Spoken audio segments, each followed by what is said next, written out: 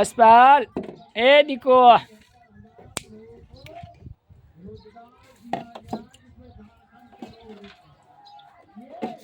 ધીમે ધીમે દોઢ કાઢીશ નહીં પડી જવાય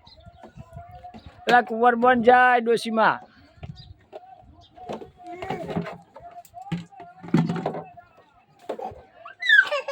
આપી દા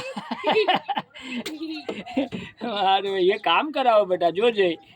યશપાલ કામ કરાવે છે મારો દીકરો એ પાણી ભરાવે છે તાણ પછી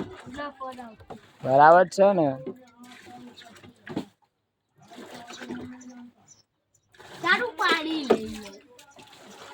લઈ લઉં